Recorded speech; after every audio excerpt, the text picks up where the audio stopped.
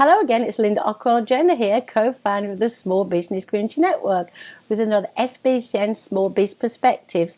And my regular guest, Steve Bentley, Northern River Financial, is here tonight to enlighten us about a really great topic. Hi, Steve.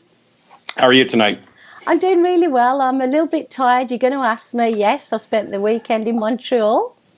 Well, you party or you. I mean, but it was a fun time. So, and you told me you were up to 3 o'clock one morning. I don't know how you 3:30, my daughter's bachelorette, partying away. And so I guess I'm not as prepared with your topic, but I'm sure we'll work our way through it, Steve. Well, you know what I wanted to talk about tonight? We've had some recent discussions with a company here in Kitchener-Waterloo called Vidyard, which got its start through the University of Waterloo and also through the Accelerator Center. And they started out by making videos for companies, predominantly startups, but for companies, because that, as you know, is becoming a much more prevalent way of marketing in business today. Yep. They realized they did a slight change in terms of helping corporations structure videos and integrate videos and use them not just as a marketing piece, but integrated it into how a company functions. And one of the things I came across was a blog that they were, I guess, posted to their website that was written that really struck a chord with me, because it talked about the concept of, as we know, business-to-business sales and marketing now is so traditional, and there's so many things that people need to learn about how it's best to market today than how we've been trained and how we're continuing to be trained. Okay. So I wanted to just share some points with that today. So that's sort of where I'm at. Okay, so Vidyard, as I know it, is a platform where videos, are hosted, and they have a lot of add-ons. My thoughts on this is, I don't mind if companies market themselves via video, as long as they do a really good job and they're professional. And if they do a good job and they're professional, carry on. Otherwise, don't waste your time. Does Vidyard help people with this kind of thing? I think that's one of the good things about it, is not only do they help with the videos and the structure and the platform, but they also help people try to change their sales culture. And so a good example, we all talk about content marketing, for example. I mean, nobody today is going to go and buy a product or buy a service unless they've done some online research and learn about the company. And again, that doesn't mean everybody, but more and more the trend is going that way. So the way we market has to change in respect of the way people are looking for information, right? So one of the key pieces, and when we talk about content, is the idea of becoming more of an educator than just a traditional, here's my product, here's all the neat things it can do. Well, really trying to find a way to help people understand what their need is, and then sort of educate on what things that they can do, and also how that product can assist in terms of that solution. So really the content marketing, and sort of really trying to answer questions as opposed to trying to sell a product. Oh, so basically, we're not primarily talking about Vidyard and their videos. We're talking about, me, I should have gone to bed earlier. We're talking about, should small businesses in particular use more video marketing? Yeah? Yes, but also change the way they market. It's really moving away from the traditional, well, I've got a product, I can sell you the product, I can give you a great deal, as opposed to teaching people why they should want their product. Okay. So really teaching the way that people should think about selling today as opposed to what we've done traditionally. So one way, I know I have a lot of success with this, and I know a lot of other people who do, and again, it depends on the business you're in. TELUS is a great organisation that does this. It's about telling your story, but also finding out what your clients need versus you being a stranger to those clients and thinking you know what those clients need. Is that where we're going with this? Yeah, and I think you need to become informed as to what challenges you're trying to approach somebody to engage to buy a service or a product. Well, maybe they've got problems that need to be identified and help resolved through that process to help them understand why your solution might be the one that can help them. But really trying to give them information and making it available so that you can try and inspire them to find a solution that ties into what you're trying to, obviously proposition. So it's really changing the mindset of the consumer and making more information available to help educate them in terms of their need and also what's out there to help maybe potentially solve that need for them. Now, you're a good example, Shuley, because you do some awesome videos, and I never see yours as a sales video. I see yours as a really good way for people to know exactly who you are, what your organisation is about, and how you can help people. I think that's key, and I think we both do a lot of instructional video and a lot of educational video, and that's the sort of the mindset that people should get into. Is I always take the example, for example, somebody looking for a plumber, right? And today, what people will do is maybe go online and look for recommendations, referrals, look for information that people have posted about what they do as a plumber. I know a certain, people we know that do that very much in the electricity and in electrical contracting business. You can name who they are. So Verve Electric, and they've captured that in heart, right? So they do a lot of education and helping people understand what the solutions are that are out there. Yeah. That's different than when we used to go to the yellow pages and look through ads and sort of pick a name and a phone number and not know anything about them, right? So getting more and more involved with trying to help them become educated about what their solutions that they need to implement and where they can get those resources. So it's really more on the mentoring and the education side and really moving into trying to understand the problems that they face and try and position solutions for them as opposed to a product or a service. And you see, the way I see it, if you're not online today, and I'm not going to say every business needs to be online before everybody yells at me, but the majority of businesses should be online today, should have some sort of video, should be telling their story.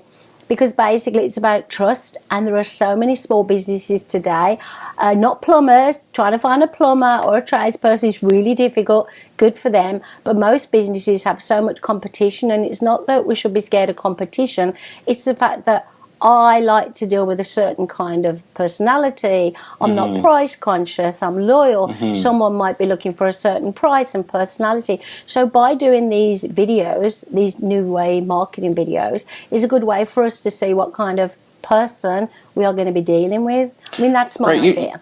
And you tied into something that's important, because it's not just about videos, it's about the sales mindset. It's about how I get to know you as a potential customer, knowing what it is that's important to you, knowing what's not important to you.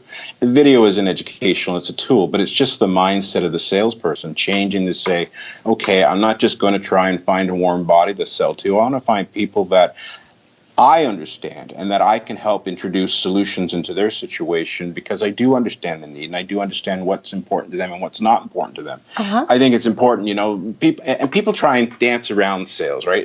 And I heard somebody say once, it's really important that if you're trying to sell something to somebody, be honest, right? Instead of trying to say, well, there's this and this. Blah, blah, well, blah. You know what? They read through that, right? And I think people just need to be honest about it, right? So it's important to try and get to understand your customer. So I really want to talk about the mindset. The video is one way of being able to show solutions and content. It works for you. How do you do it?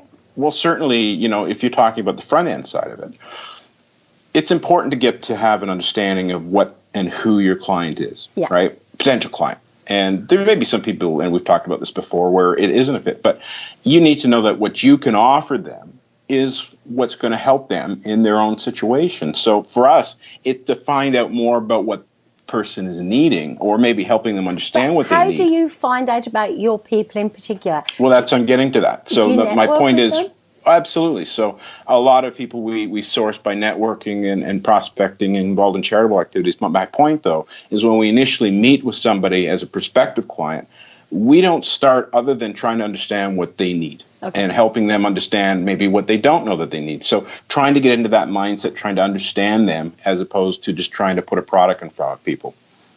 So basically, I guess you're looking at it from the point of view, you meet your prospective clients and find out what they need. I'm looking at it from another perspective for the businesses who are primarily online businesses, or maybe not online businesses. TELUS, again, is not primarily an online business. They have to meet their customers and all that. I'm looking at it from this perspective, finding out about your clients by engaging with them by your video online and asking for comments and feedback is another good way to find out who your clients are or who's listening to your videos, and asking them questions that way. Also, we went onto the networking route again, finding, would-be clients by networking, whether it's LinkedIn, Twitter, stuff like that. So we've discovered who our clients are. We are finding out their needs. So how does the online marketing then relate to the people we already know? Well, I think that's an important point. Is a lot of what we're talking about is intangible, and predominantly people are starting online to find out if they have a need or they're trying to look for something. That's where they're starting. So you see, you take TELUS as an example, right? They've identified their client demographic, and so when you look at any of the commercials or videos, they're tying into lifestyle. They're tying into the customer demographic that's important to them. So in terms of your own business, trying to find out, and this is really going back to the beginning, is to say we need to understand who our clients are. Yeah. And then we need to structure our marketing approach to tie into that client's personality, their demographics, what's important to them, what's not important to them. That reflects in some of the content that you put forward. So a video is one example. Another example is blogs or sharing content or sharing articles with people where you have pre-identified that information will be of value to them. So I think it's important to really understand that more people are going online to start with, so they need to, understand from a sales perspective, that's sort of the first place you have to start. And I would say Vidyard have done an awesome job of, I think, writing a blog, talking about this, which then impacted you and probably many other people to think, aha, and then share the fact that you've read their blog with everybody tonight. So now we all want to read Vidyard's blog. So that is an awesome video, a great marketing ploy. It is an example of the power of communication online, right? I think it's amazing. Whether you're doing it through video, whether you're doing it through podcasts, whether you're doing it through written content, you're engaging with an audience, and you're trying to target an audience based on what you're writing and what you're producing, what you're showing, that fits you. And you'll find people will go online, they'll see this information, they'll read a bit. I pulled down an article, and now I'm using it to do a podcast. So it populates, and I think people can use a lot of information to help them in the sales process. Devil's advocate, I love to spice things up. Who shouldn't actually attempt a marketing video, whether on their own or at all? Is there any idea you can tell us who it might not be a good idea? You need to be attuned to the ways that videos can and can't work for you, right? I mean, and I remember seeing on our television show last year, we had somebody who talked about the power of video, and what you're seeing now is a lot of people doing those selfie videos, right, where they're in a place or introducing. It depends on what you're trying to put forward, right? But so often than not, if people are using video as a tool, or if people are writing as a tool, or however they're communicating, you need to know that you're doing it well. Yeah. And I think the worst part is when you do this video and the lighting's off and you don't know what you're talking about and you're repeating yourself. It turns people off. And so you need to know that you have the capability before you engage in that kind of tool. That's a good point. Hope you're not talking about me. Now everybody knows I didn't get to bed till 3:30. I'm still in a giggly mood, as you can see. That's okay. You had a good weekend. I'm glad you're in a happy mood. Sometimes you have to walk away from work, and I find that impossible. As you know, I'm a workaholic, so no work at all since Wednesday evening. It was amazing. Well, I talked about that past, the whole concept of a life-work balance as opposed to a work-life balance, right? We need to very important. So many people don't, and it's important. But I just think the concept tonight was really just to sort of gravitate people to the concept of, because this is the other problem, too, is a lot of corporations are still using the traditional approach to train their salespeople, to train their marketing people. And it's so artificial and it's so changed in today's world, the internet and the online world that we have. There's different ways that people are shopping, and you talk about different age demographics. Yeah. Millennials look at things differently. They're not the traditional person who sits down across the table, right? They are going to be online. They're going to learn, and probably by the time you get to the point of a sales positioning, they already have decided. That's a good point. My daughter, I think she orders everything online, and I was looking for a new breast cancer pin because I'd broken mine, as you know, on our TV show, and so she got one online for me. It got delivered to me the next day, but I get confused when I'm shopping online, so I leave it to Dave and Melissa. I'm much more of a touch and feely kind of person. You look at the largest company predominantly in, I'm going to say the world right now, being Amazon. And that's all online, right? Yeah. It just shows you. And I think everybody finds their thing. So, there's some things you'll buy online, some things you might not buy online, right? Yeah. Just because I look at clothing as an example where it's hard to judge sizing, right? Yeah. But if you're buying a book or if you're buying something that you know exactly what you're buying, I remember ordering something on a Sunday, and I had it delivered the next morning. It's amazing. Through Amazon. And I just said, think of that process, right? Yeah. So that's the way sales are changing too. So you can even see it in the traditional brick and mortar stores are slowly disappearing and being replicated by having an online tool in terms of a catalog or ability to buy online. Well, I think you've brought up an amazing topic, and I think you've made some good points. I'm glad we used our favourite people, Vidyard, because I met Michael there. Won't say how I met him yet, but he's frigging amazing. I stalked him for a year. Hope nobody knows that. But sadly, we have to leave it now. But I'd like you to just give us one tip before we go to everybody to say, this is maybe a good thing to do. Just one idea or one tip, Steve. I think people need to look at their business. I think they need to look at their success in marketing. I think they need to look at their challenges and then look at how they're doing it. And I think more often than not, people are going to realize there's a lot more in terms of tools that are available now, but understanding the sales culture has changed and is continuing to change. And if you haven't embraced the online world, then you really need to think about if that fits into your business and finding a strategy to implement it. That's a great way to leave us, Steve. Thanks again for your time. So I know you've had a busy day, and we'll be back next week with another Small Biz Perspectives. Take care.